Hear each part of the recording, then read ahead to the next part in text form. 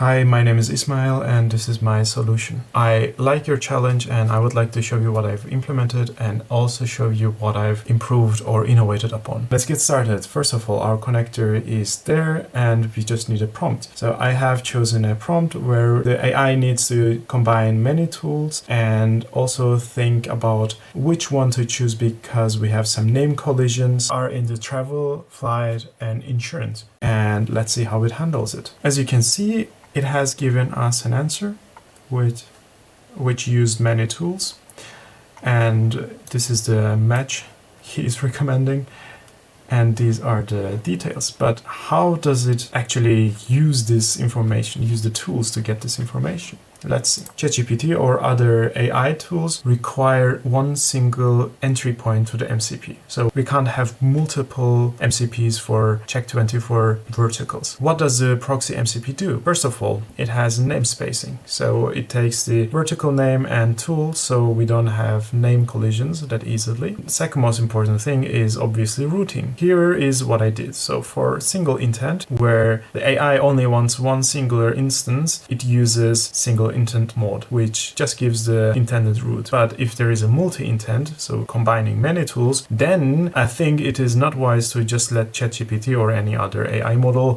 call many tools. Why?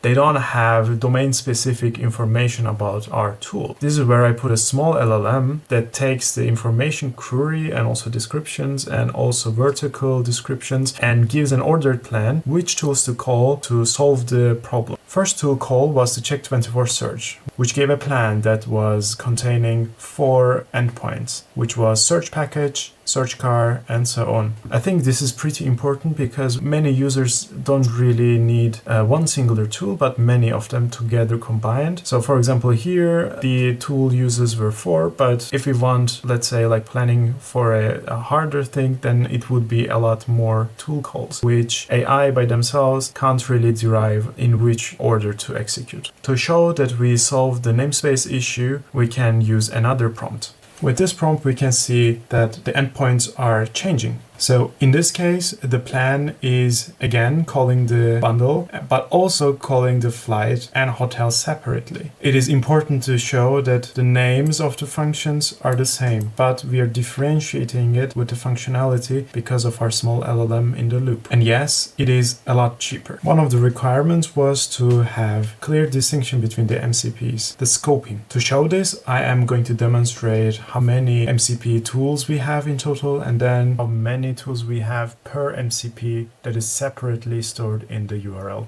As you can see, there are 29 MCP tools in total. But we can also call the specific URL for the hotel and see how many we have. We only have 6. But we can also call it with the header. And by calling it with the header, we also have 6. This way, we can have clear-cut scoping in the proxy. Another requirement was that when something is broken, there's a warning, there's an error, we need to communicate this with the verticals. Currently, we have no problems with the insurance, no errors. But if we purposefully break it by deleting the description or giving it a bad URI, what will happen? Then we have 3 errors in this case. Same problems can be seen also in the admin page. But this is not only for the admin page. You can also use the command line interface Check24 MCP Doctor to get this information as well. Lastly, the versioning. For versioning, we have minimum versions and maximum versions. And if it is outside of these versions, it will be gated and will not be served. For now, insurance has 6 of them. But if we move the version outside of the scope, then we will no longer have any insurance at all. The whole system is not served. This can also be seen in the admin page. Finally, I would like to talk more about the admin page. We have verticals, their uptimes, the 50% latency, 95% latency, and we have the latency also logged here. The live traces are being recorded here. Conformances are recorded here and also delegated to each URL of the MCP themselves. And log file can be seen here. Similarly, sandbox can be seen here. You can also only look at your vertical